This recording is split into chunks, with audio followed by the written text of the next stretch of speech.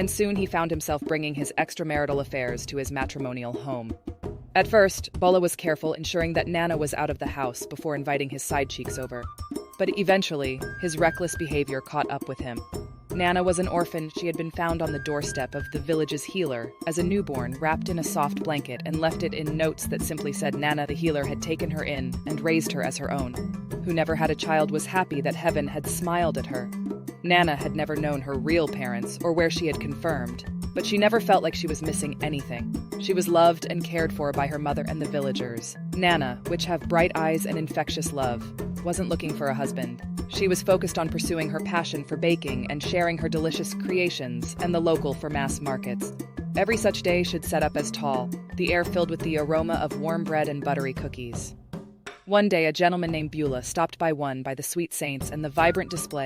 He was captivated not just by Nana's pastries, but by the warmth in her smile as she explained the story behind each treat. They fell into an easy conversation discussing their love for fresh ingredients and sharing stories about their lives. As we expand into months, the Saturday morning encounters became a cherished routine. They will discuss baking techniques, life aspirations, and everything in between. Warren is such a day. As Nana was packing up from the day, Bola surprised her with an umbrella, holding it over her stall. As they walked home together, sheltered from the temple, they realized their connection blazoned into something deeper. It wasn't a grand gesture or a sudden spike, but a gradual understanding. It shared respects and a comfortable companionship. Their love story wasn't defined by a specific moment or by the countless moments debuted together. It was in the shared laughter over Bon's cookies, the quiet companionship during a difficult time, and the unwavering support in chasing their individual dream. Eventually, Ebola, with a nervous smile and evolve of Nana's fair rights. Berkeley, ask her to marry him, Nana. Her eyes shining with tears of joy, readily agreed. The journey's love wasn't about finding someone to complete them, but about finding someone who appreciated of who they were, supporting their passions, and working alongside them on life's parts. Nana and Beulah's union was blessed with 2 children. Bola's friends, Avios, of his seemingly perfect marriage began to plant seeds of doubt in his mind. The whispering days of living life for oneself and being in charge as the head of the house instead of allowing his wife control him. They constantly reminded him how his wife controls him and how he's the weakly initially resistance to their influence. Found himself gradually wore to the epistosive arguments that crept into his hearts, and he began to question whether his selfless devotion to Nana was truly the best part for him. Slowly, but surely, Bola's behavior began to change. He started staying out late with his face, neglecting his responsibilities at home. Gone were the days of thoughtful gestures and loving words, instead became discounts and indifferent towards taking half for granted without a second thoughts. You no longer saw her as his equal partner or Radha as an inconvenience, standing in the world of his newfound pursuits of personal gratification. Bola stopped working to provide for the family. He left all responsibilities to Nana, worked tirelessly to make their home a warm and loving place. Babala never seems to notice or care despite him not providing for the family. Nana cooked delicious meals, cleaned the house, and took care of their children. But Ebola never thanked her or showed any gratitude. Nana be wounded and hurt by her husband's transformation. Try it desperately to reach out to him, to understand what had caused the sudden shift in his behavior. But her attempts were met with dismissiveness and coldness as time passed. But our selfishness only grew, and our founders have trapped in a loveless marriage longer for the husband. She wants new one day, Nana risked her breaking points.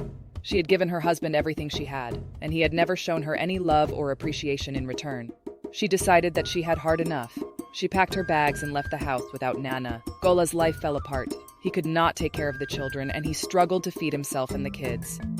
The house was a mess, and the children were unhappy among cats. He began to realize just how much Nana had done for the family, and how little he had done to show his appreciation. Bola couldn't wait for the next day to go back his wife to return back home the next morning. Bola and his relatives went to the healer's house to plead for Nana to come back home.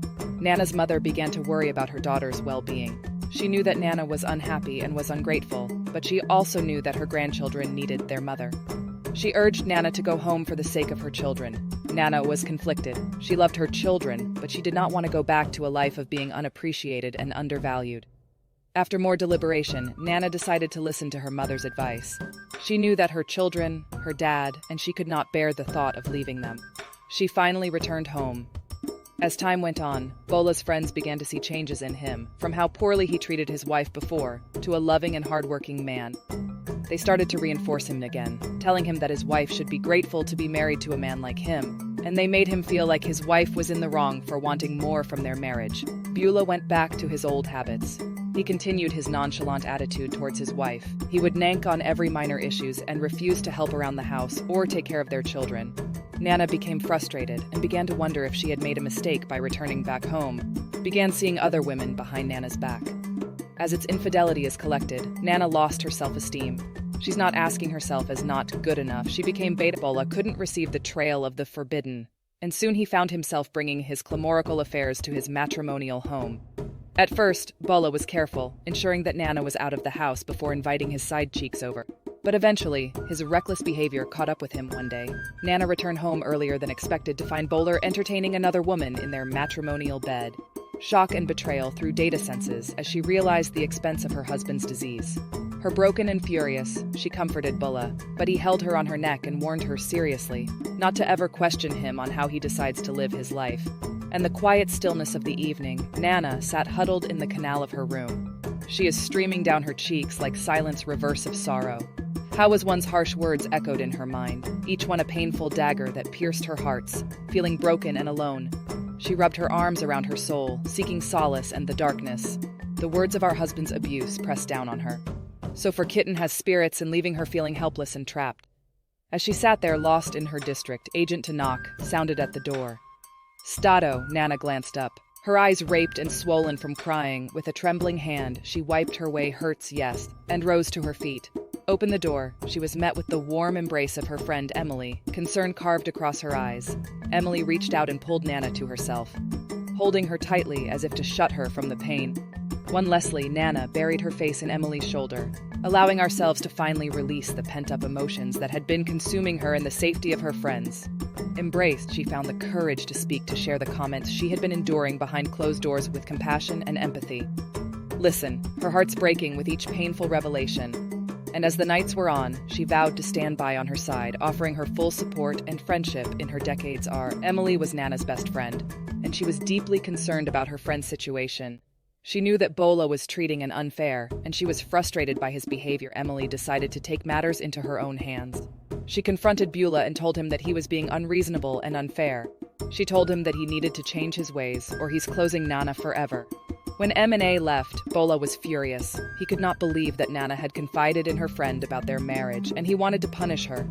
When Nana got home that night, Bola was waiting for her. He was angry and aggressive, and he began to yell and shout at her. Before she knew it, he had grabbed her and started to hit her. She was terrified and in pain, and she knew that she had to get out of there. She ran out of the house and sat there running down those streets. Now, decided to spend the night in her friend's house, so to go back to her mother the next morning. Then I finally gathered the courage to leave Bola Fugu. She knew that it was the right thing to do, and she made her way back to her mother's house. Her heart wrists with uncertainty. Would she find solace in the family surroundings, or would her past continue to haunt her upon reaching the village? She was greeted by whispers of her return. News spread like wildfire, reaching the ears of the tree. Noble man who had been searching for the lost princess of the Akendo. And finally, in our mother's house, the healer, telling her the story of how the princess ended up in her doorstep years ago. According to them, a certain woman approached the room and reviewed a secret that shaped the kingdom to its core. She couraged the blood of the king. Archibus had stunned that in his chest, as Akunme recounted detail of their secret romance. Hidden away from the prying eyes of courtiers and lovers, he had never known of his daughter's existence. And now the weight of his ignorance pressed upon him like a mountain king. Atoba was married to a big girl who faces of the neighboring kingdom. A big girl was mean and heartless, and feared by everyone in the kingdom. She could not be a king, activate a child due to an untreatable health issue. King tried getting another wife, so we are him, a child who would succeed the throne after he had gone. But when a big girl bluntly refused, unfortunately, when a bigger passed after an illness, despite all efforts to save her, determined to right the wrongs of the past, King Achiebe summoned his most trusted elders and charged them with excellent requests to find his daughter and bring her home. The nursery mother had got married to another man. She had gone far from the kingdom after she got pregnant of Nana, so to hide the pregnancy from her people in the village, she dropped Nana and the doorstep of the village, Hina, knowing she had no child and would take care of her. She hid the child because she knew when a big girl would kill her and her child. Should she find out she was pregnant for the king, Nana was startled by the unexpected visitors she met in their house. However, the gentle demeanor and kind words put her at ease. They spoke of her true identity of a royal lineage and of a kingdom that awaited her return. Though hesitant at false, Nana felt a glimmer of hope stay within her. With the support of this newfound allies, she found the strength to confront her past and embrace her destiny. Nana reclaimed her sense of self-worth and discovered the power we didn't have. And as they crossed the threshold of the kingdom, she stood tall and proud, ready to embrace the future that I witnessed her as the rightful heir to the throne. We test of joy streaming down his without cheeks. King Achieve embraced his daughter for the first time, and the news of their reunion resonating throughout the kingdom. A sense of completeness watched over them. Nana, escorted by palace guards, returns to Beulah's house to get her children. Beulah pleaded for forgiveness, promising to change his ways and salvage their marriage. But the damage was done. Nana could no longer trust the man she once loved. In the end, Bulan's selfish actions cost him the most precious thing in his life, his marriage and children. As he watched Nana work and wait, yes, streaming down his face, he realized too late the irreversible consequences of his betrayal. Bola's friends began to distance themselves from him. They did not want to risk their own marriage, so they stopped inviting him to the events. As Golar's friends abandoned him, he began to feel alone and isolated. He was alone and miserable, and he could not see a way out. Bola lived with a painful lesson.